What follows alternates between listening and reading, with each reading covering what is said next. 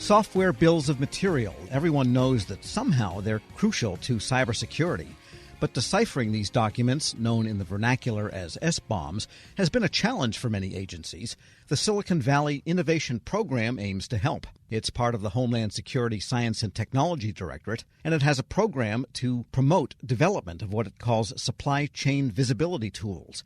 Joining me with the details, the Managing Director of the Silicon Valley Innovation Program, Melissa O. Ms. O, good to have you with us. Thanks, Tom. Good to be here. And we also have its Technical Director, Anil John. Mr. John, good to have you back. Thank you. Well, tell us what's going on here. Maybe a little bit of background on the Silicon Valley Innovation Program, and then we'll get into what you're doing to help agencies with this SBOM conundrum.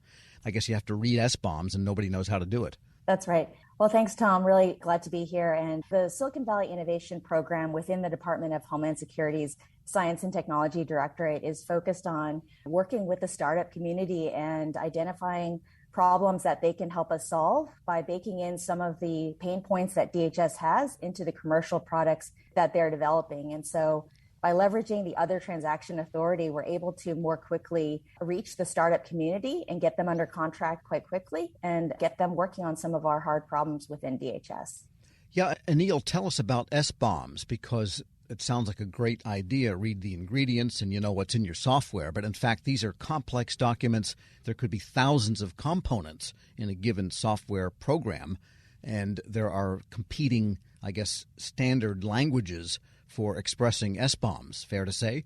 Very fair to say. I'll start with the last piece first. There's a very famous cartoon that is out there that is prevalent in the standards community where there are competing standards, and then somebody else comes in and says, hey, we need to have one standard that sort of unifies all of them, and now we have three competing standards. So I want to start out by saying that what we want to do here is not that. We do not want to create a new standard. There are actually two very mature standards in the SBOM space called Cyclone DX and SPDX that targets different communities but are both considered SBOM standards. And as you noted, Tom, SBOMs are very similar to the nutrition labels on food. It provides an indicator of what goes into software and identifies potentially things that are vulnerable that should need to be updated. And we want to sort of ensure the interoperability and the broad acceptability of that through our work here. Yes, they're like food labels, except it would be a food that has 10,000 ingredients in some cases. More in some cases, open source components, closed source components, and a variety of other things pulled from a variety of places. So that is exactly why we need visibility into the, for lack of a better word, the supply chain of software before it is deployed within a government network. Sure, those ingredients, there's more in software than there is in, say, Doritos, so it's really a long list. And Ms. O, then these companies, what will they be doing? What are you seeking from these companies in this effort to organize the reading of SBOMs? As Anil set up, the need for the ability to translate between these two standards is important in order to ensure the broader adoption of SBOMs across enterprises and other organizations. And so our cohort of startups developed actually an SBOM translation tool called Protobomb, which has now been launched and is now openly available through the open source community at OpenSSF through the Linux Foundation. So we're really excited. They announced that just last week at Open Source Summit, and it's available for everyone to start to adopt. We are speaking with Melissa O. She is Managing Director of the Silicon Valley Innovation Program, and also Anil John, Technical Director of that program at the Homeland Security Science and Technology Directorate.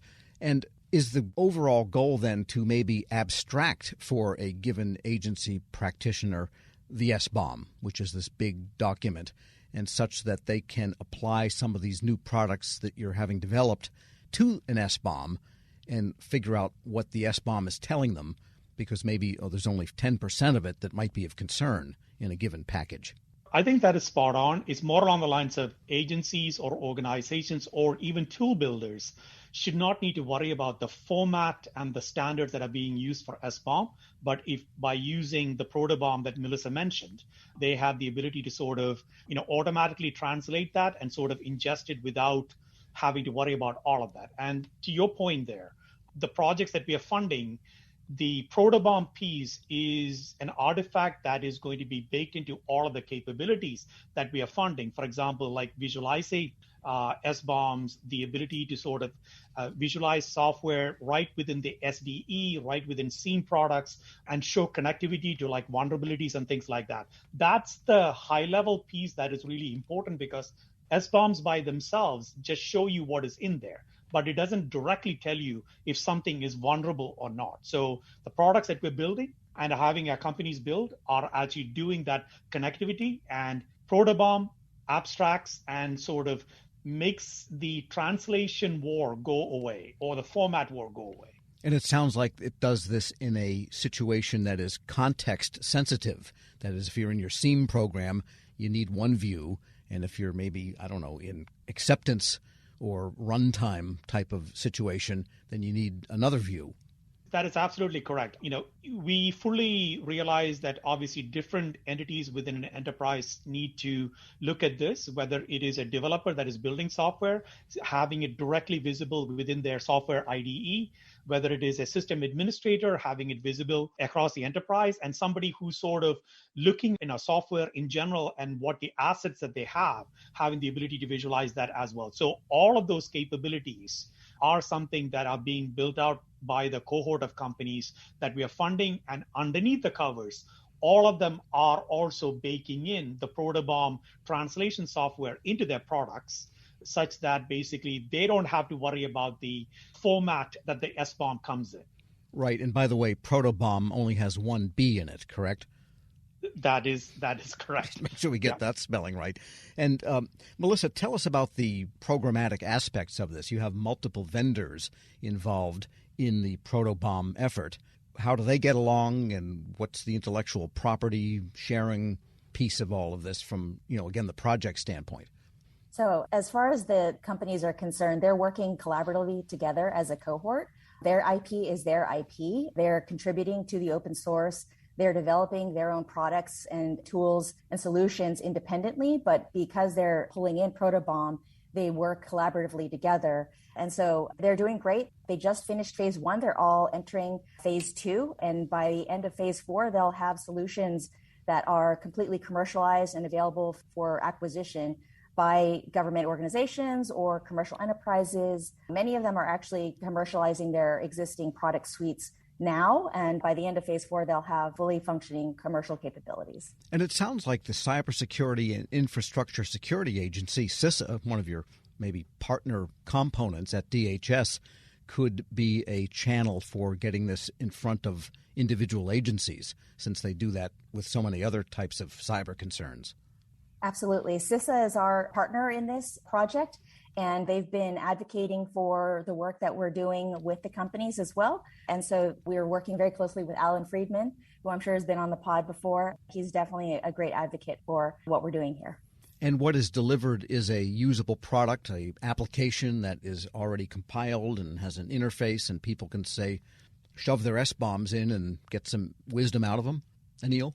I think, the model of SVIP is absolutely that. At the end of the phase 4, there should be a product SKU that is available in the market that agencies can buy and the broader community can buy. In this particular case, obviously, there are 2 tiers to that, right? So there is the products themselves that the companies will have that basically maybe add-ons to software IDEs, maybe add-ons to SIEM products, maybe add-ons to visualization software that people can actually acquire and buy. And obviously the piece that is fully documented, open source, available under a license that both open source as well as closed source companies can leverage is the Protobomb, which has now been accepted into the Open SSF, which is a pretty big deal because then you got global eyes on it, maintainers that are going to be supporting it, contributing and the like, that is going to have a life of its own and maintained, going forward as well. In other words, the Protobomb is kind of like the engine about which people can build all different types of vehicles. I think it's too much to say that it is an engine. I think it is definitely a critical part of an engine that basically, provides the entire capability more than anything else. And the critical part it's providing is basically not having to worry about the different formats of SBOMs that are out there. Right. So the final question to you, Ms. O, is the demand signal from agencies, both in DHS and maybe around the government, that great, we're getting SBOMs, but it's like somebody dumping a load of hay on us, and it's really hard to rationalize what it is that's in front of us, this big pie.